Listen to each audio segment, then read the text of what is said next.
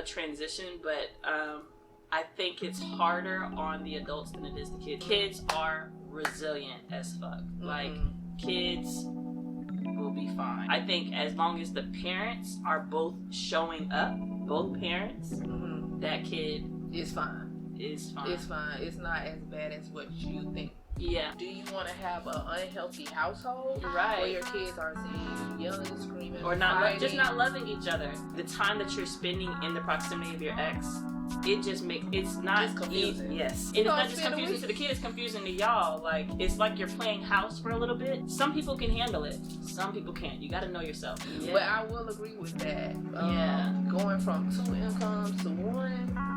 Stupid. That's ghetto. It is. It is. That's ghetto. That to me started helping me understand like the pressure that a lot of men feel, the pressure to provide, and even if they don't feel that just innately, like that's the pressure that society puts on them, that's the pressure that churches put on them, and we as women do too, because I legit am waiting for somebody to take care of me.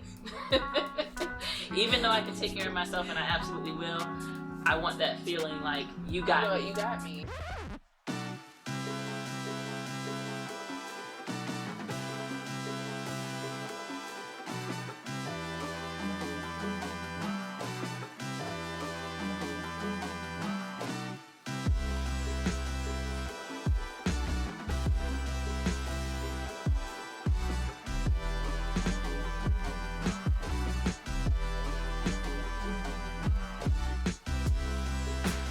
So if you do have in your mind, like, do I choose myself? Yeah. Or do I keep my family together? And like, what happened or what he did or whatever transpired, is it really that serious? Like, you try to play it down.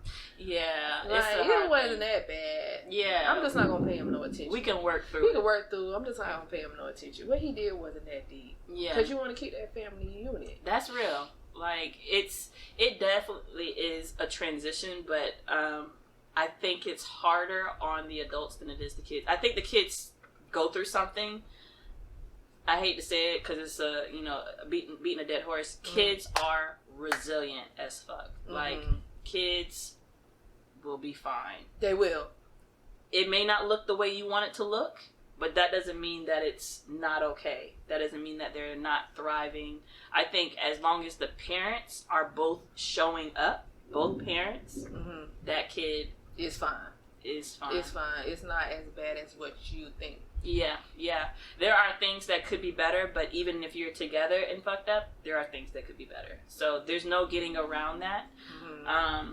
Now there are specific ways that being separated do have effects on children, but there are also ways that parents being together that are not good have effects on children. Yes, and it's like, do you want to have an unhealthy household, right? Where your kids are seeing you yelling, screaming, or just not loving each other? You want to be the blueprint, so it's like, if I pull my kids out of this situation and show them how to live in a peaceful household, and have love and what really is there, instead of mom and daddy fighting and screaming, and like that's not good, because that can mentally damage them too. Absolutely, that can definitely damage kids. Yeah, because at the end of the day, you're not thinking about the family unit, you're thinking about yourself. Absolutely, and that's another reason for taking the time to separate. Like one of the guys I was telling you about earlier, like he's not living with his kid's mom, but he does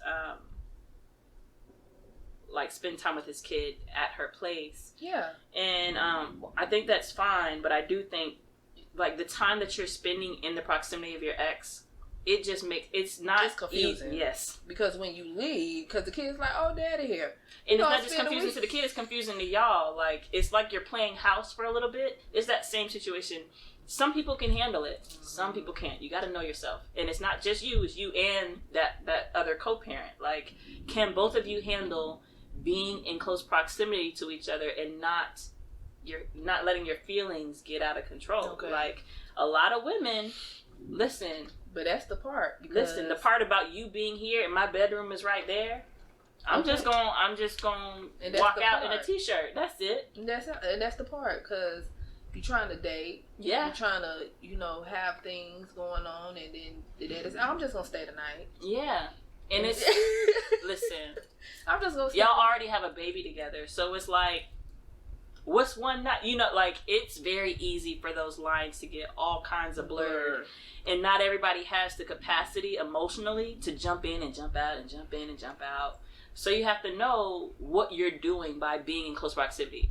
That's my boundaries with my ex are so fucking strong because I don't have time to get confused and caught up. Like, we share an entire baby together and a whole 7-year marriage history, 10-year relationship. Like, I'm not going to be naive and think that I can just exist without my feelings. Like, some hopes of a family. Right. Like, I would love nothing more than for us to have never gone through this and have a happy family today. And the last thing I want is my emotions to get out of control and start trying to make that happen in this situation. Like, it is what it is. I need to move on and keep things, keep the main thing. So recognizing that about myself, the most we gonna say is hi and bye. Like, we're not gonna be caught in the same room to get, like, no, unless it's a doctor's office.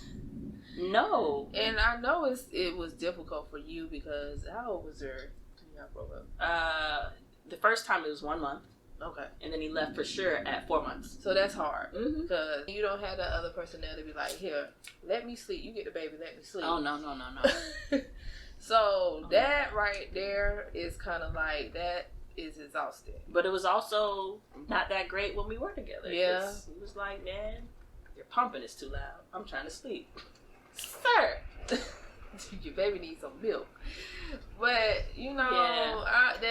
that's why I'm kind of like, I don't, because at the end of the day, as a single parent, you and your children have hopes of having that family unit again because they were already exposed to it. Yeah. So when you bring someone in and like, oh, kids, this is so, they're in the hopes of we're gonna have that family unit again. And when that disappears or you and that person doesn't work out, it kind of breaks their heart again. Yeah. And you don't want that. So you want to be kind of sure of that person that you're dating and saying, okay, I think he can meet my children. That's crazy because even with Zuri, as young as she was, she could sense the tension. And so there was a very brief time, of course, that she was around us together, but when we were not together, and I would blame most of this on me because I was super hurt. She could sense my energy around him. Like, when she would see us in the same room, it was almost like she knew.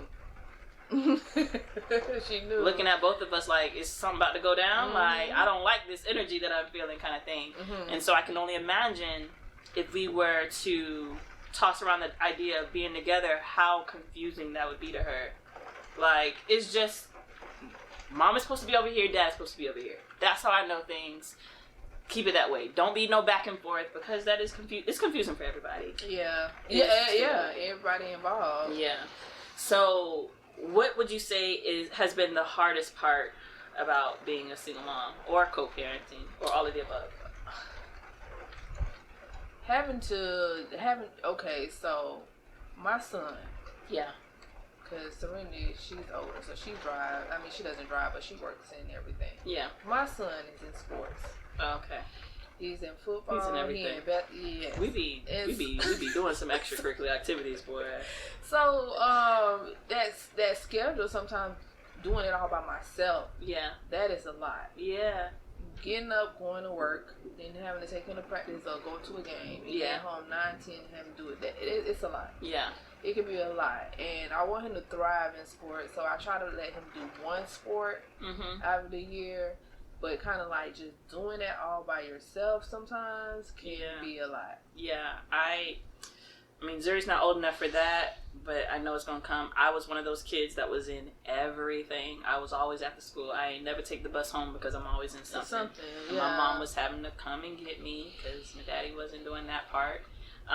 My thing right now is probably just the pressure of having to keep it all going. Like, and together. Yes. Like, there's a pressure, and she's young, so having to, like, be around, feeling like I'm not around her enough because I'm out working, or even just my time alone or whatever, feeling like I'm not giving her enough, or just having to think about all the doctor's appointments and arranging things for schools and trying to arrange social activities, because I feel like she just sitting here with grown ass people, and she like, man, these old ass people don't know how to have fun.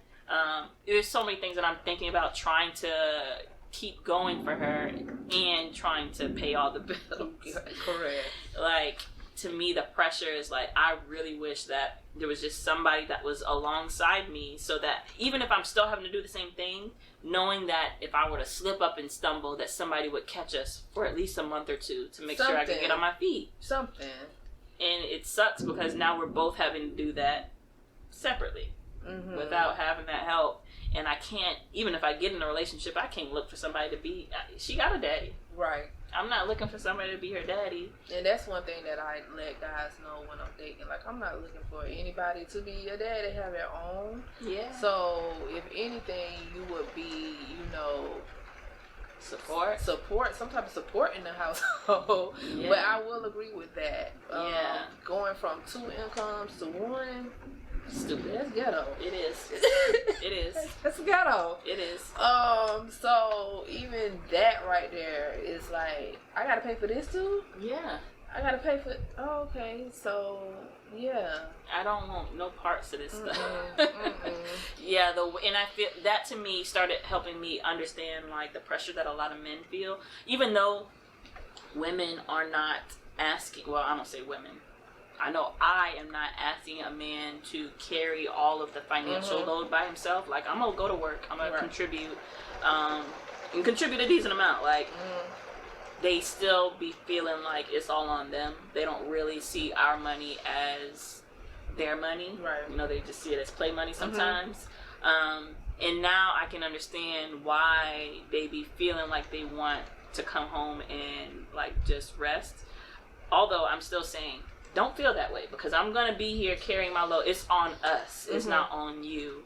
But it's helping me tap into some of the psyche of like what they are feeling as men, to the pressure to provide. And even if they don't feel that just innately, like that's the pressure that society puts on them. That's the pressure that churches put on them. And we as women do too, because I legit am waiting for somebody to take care of me. Even though I can take care of myself, and I absolutely will, I want that feeling like you got me. You got me. Some type of security, some type of anything. Yeah. It's a weird thing, but I still do feel it. Like, I'm not going to put it all on them, but I want to know that if I just lose my job tomorrow, that you're okay with it while I find something else. Right. Let me chill while I find something else. Right. Work when I want to work. Right. You got that. Like, I mean, I think I'll work consistently, but it's just knowing that somebody will help hold it down. But now it's like, well, yeah, you might hold it down, but I can't expect you to take care of my daughter. That's so weird. I don't even know what to do with that. Like, I don't know what the hell to do with that. Boy, look what you made me do. Look. Dummy. Let me stop saying that. Okay, so how are you juggling all these responsibilities? What do you do? What's your secret? Because I know none of us have it figured out, but... I don't have it figured out. Yeah. It's called having a village. That's what it's called. It's called having a village. It's called when you can't pick your son and daughter up from the Boys and Girls Club on time, somebody can go pick them up. Listen. It's called having a conversation with your children and be like, look, it's only one me. You got to decide what you want to do, because mama can't be up at 7 and getting home at 10 trying to do your sports. So you got to work with me, and just that's all you can do. That's really how you can do it. Do they seem to take it well? Oh yeah. They seem to. That's good. They do. They try to help me a lot. They try to be kind of kind on my pockets, and that's what's up. They shit costs. Like, first of all, I'm over here looking for damn daycare. First of all, the daycare I was on. You ain't got to tell me. Listen, I was pregnant I found out I was pregnant in January of 2020. Zuri was on the daycare list in February of 2020. COVID happened, and so it was closed. Then it reopened, but it was like minimum amount of kids.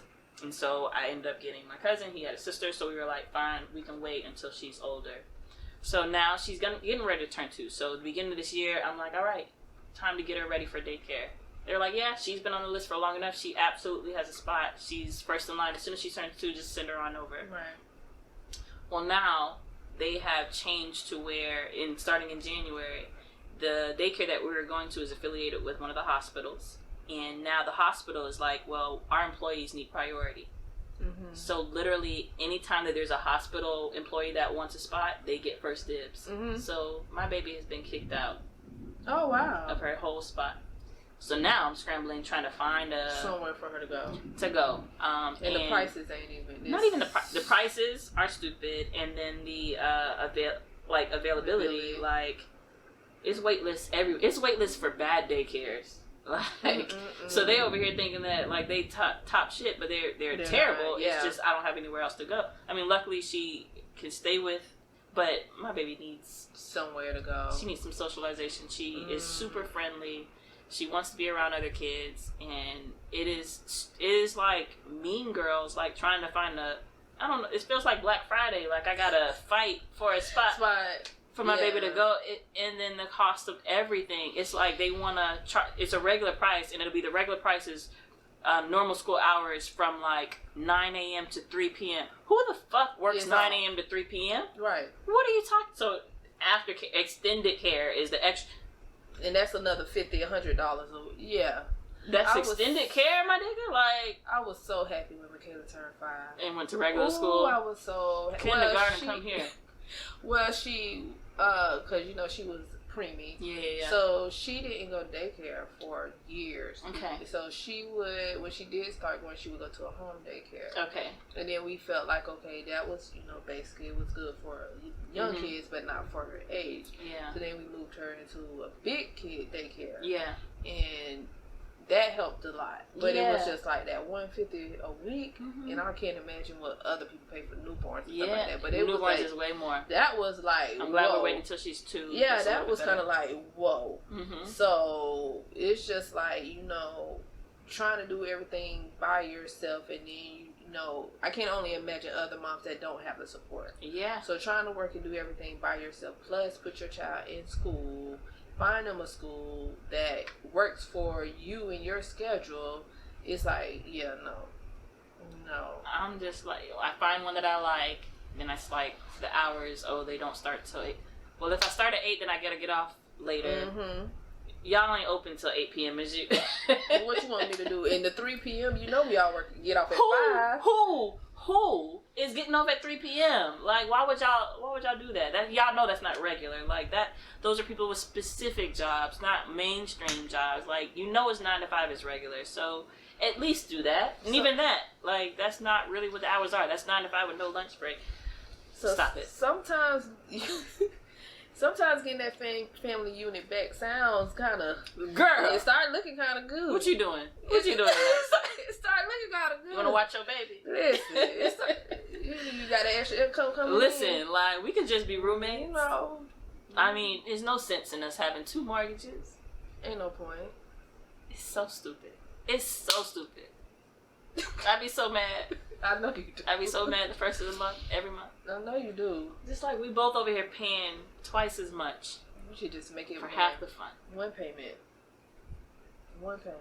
But let me not over here. I'm capping because he would have absolutely been fine being roommates. He would have absolutely been fine. I'd been like, no, nigga, you don't get none of this. None of it. I got my self-care. I got my, high self-esteem going on.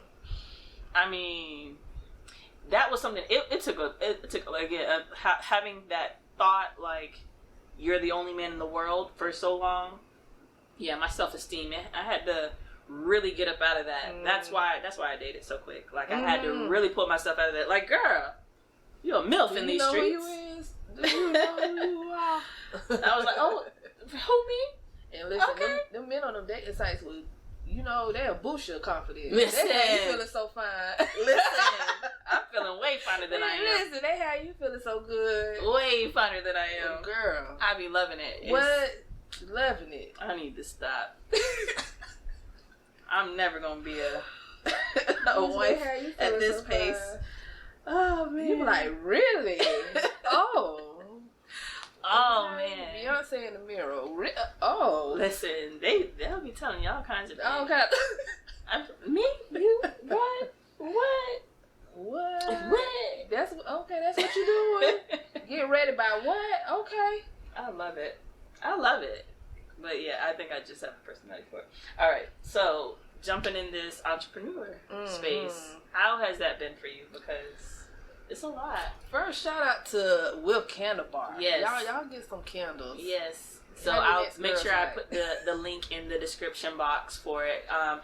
Explain Whiff Candle Bar. So Whiff Candle, it's a cute concept. It is. Whiff Candle Bar. We are a mobile Black-owned company that teach individuals how to make candles. So we do girls' night. We do birthday parties. We do it all. Yeah. And it's very fun because we have all those different scents. We have like over 100 scents that people we should have been making a candle this entire and talking. We can do that the next episode. Okay. We can make candles and talk. Yes. And so I love candles. You have your different scent and then you pick it out and then we teach you step by step how to make a candle. Yeah. But it's been very good. And you're mobile, how far are y'all willing to travel? We'll travel however far. We charge a little fee if it's past a certain distance. Okay, that makes sense. But yeah, we'll travel however far. And we have a website, willcb.com, that you can book your parties and get kind of idea of how we work. All right, that's WhiffCB, WHIFFCB.com. All right, but it's been good because Serenity, she helps out, or Ariana, he'll help out. Yeah. Michaela is going for the summer, so we've been really booming for basically half the summer. We've been booming. So they're not there, so it's kind of easy to do. Like if I need to get up and do a party, I can just get up and go. Right. I don't have like kids behind me like, I can't do this weekend because I don't have anyone to watch gotcha, or something like that. Okay. So it's been very well. Okay. I definitely need to, because every time we just haven't done anything this summer. But the next thing we do, I definitely need to have you guys come through. We definitely love girls' nights and stuff like that. Yeah, a lot of people, they have food catered in, or they'll, we can provide it however you want to do it. And they have their wine, they have their girls' night, and we just let them do their thing. One thing, I think it's great because you guys, set up and make it all pretty and stuff. But me and my girls, we did a virtual wine tasting. So they basically sent the wine case for sample wine case, and I don't know if it was in the mail or they had to go and pick them up. And we had the lady that gave us the tour and all the instructions on Zoom or whatever, so they were able to come anywhere without us having to leave the comfort of our own home.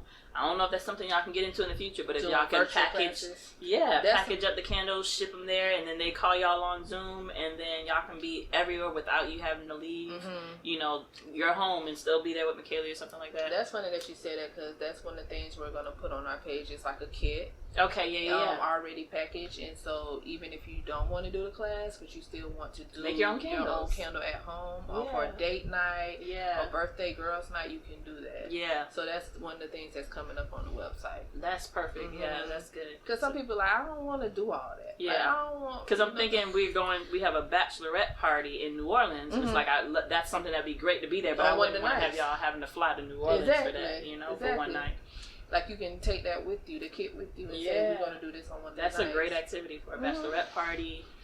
Yeah, I love it. So, but that's just because I find that even though I'm not, really in that space, just doing even these podcasts and stuff like that, it's a whole extra layer of responsibility, and not like I have a whole bunch of time, like being a mom and being a full-time worker and everything like that.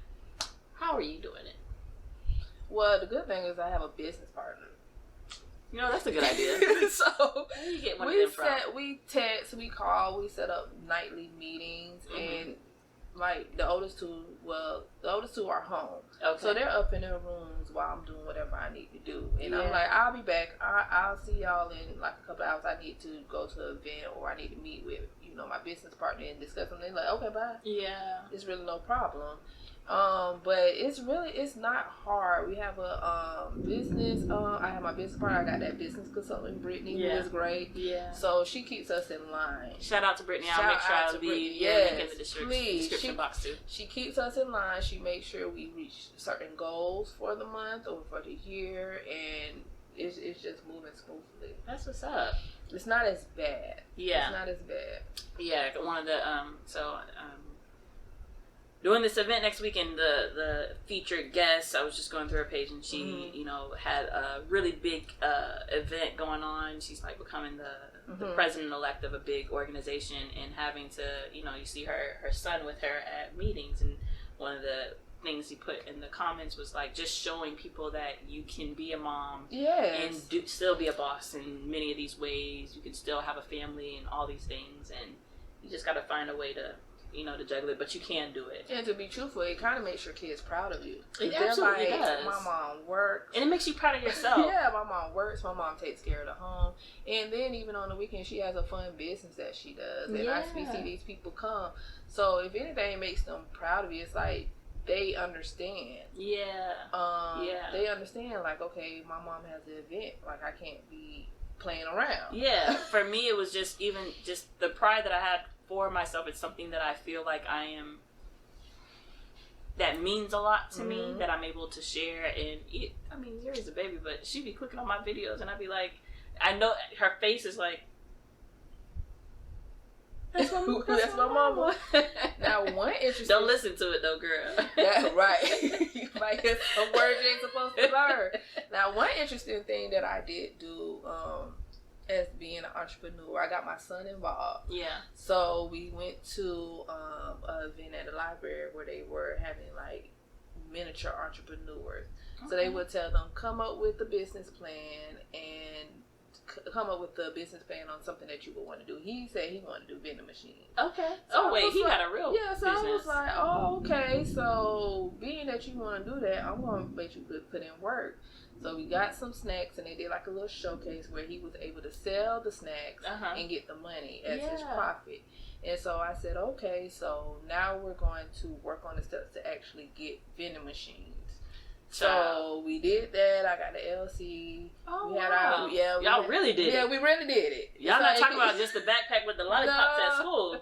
We really had some vending machine placed at some locations. I guess I got to dream bigger, huh? We had some vending machines placed at some locations. So I got into that business venture. Yeah, that's amazing. But it was, we had to shut it down because it was a lot. It was a lot. Hey, either way, but that's the start. Like that's how a lot of businesses have to start, is by first of all, you got to know what it takes to do it, and then you got to see how hard it is, and then you come back stronger, more prepared, and then you understand. So for him to see that, that's amazing at such a young age. So I still keep the LLC going. Yeah, but. So when he turns 18, if that's something that he would like to do, he knows that he has his own business in his own name. Yeah, and he can take on that. He can take on that. Yeah. It's no joke. It's a lot of it's a lot of work. Yeah, I believe it. So, what do you feel is the future that you are?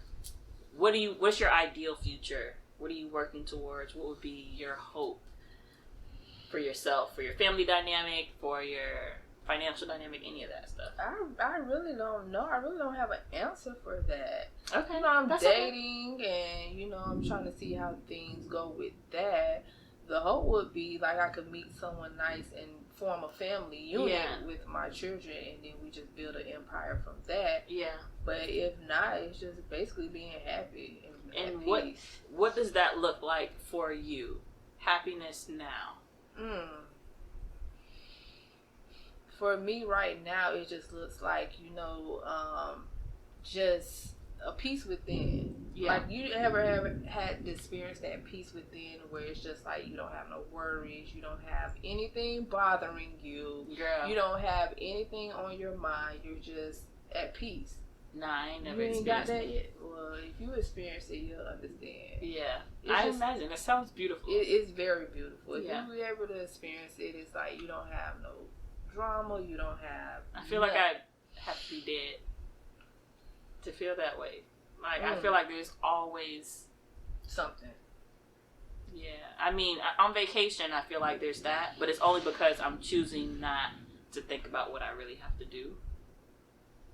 But there's still, that doesn't mean that there's not, like, a level of peace within it. It's more like peace despite it. Like, I think last week I felt like that. I just woke up and I was like, you just feel ain't shit right, but I'm okay. But you just wake up every morning just feeling good. Just feeling like, it's just, I just feel good. Yeah. You ever just been in love with somebody and then every day, like, when you wake up, it's just like, it's a beautiful day.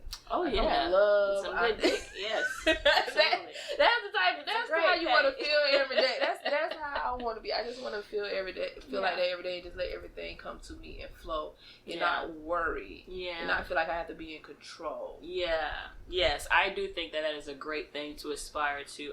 I do want a family dynamic that is healthy in some way, but I think not that my family wouldn't be healthy without a man, but until that does happen, or if that does happen, because it may not be in the cards for me. Yeah, I definitely think that aspiring to just wake up and be all right, you know, that's that peace on a more consistent basis. That's the peace that you want. That's the peace that I'm talking about. You just feel like everything's in place, everything's all right. Yeah.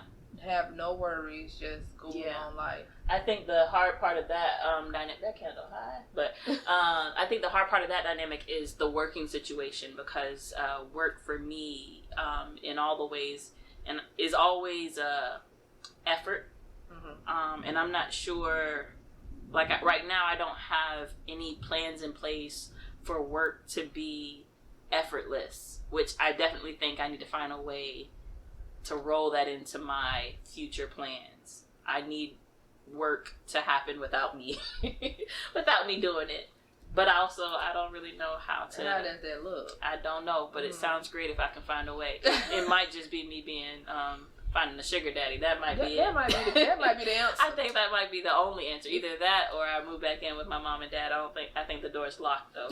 They both moved, so I don't have the key to neither one of their places. You know what? I don't have the key to neither one of their spaces. For real. So you can't pop up. I can't pop up. This may have been strategic.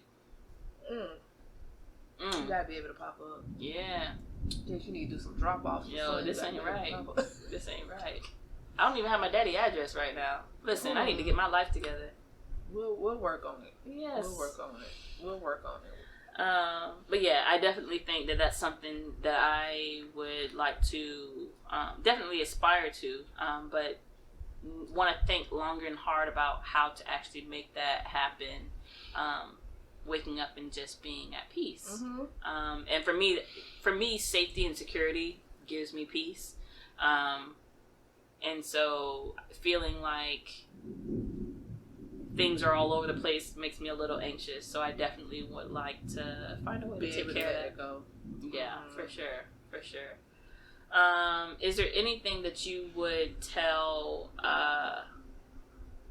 new single moms or new co-parents as a word of advice? Just do the best that you can.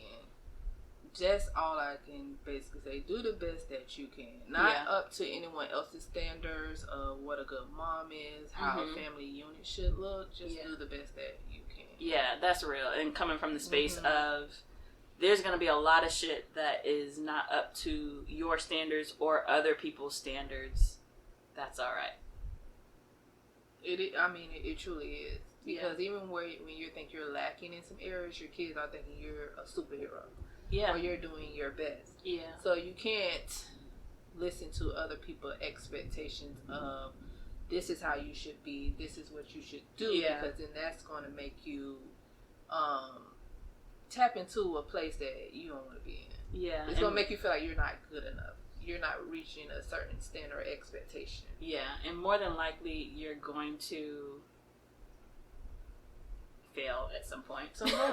You're probably not even failing, but in your mind you're failing because you didn't reach the standard that others thought you should be at. Yeah, for sure. That thing didn't go off, so I'm a little worried. But anyways, we'll see. All right, guys, as always, thank you so much for joining us.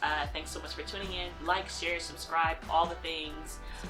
Check me out on social media at is_Alexis. That's ISS_ALXSS. on podcast platforms at Lex Talk, LEXTLK, and can't wait to see you guys in another video. All right, bye.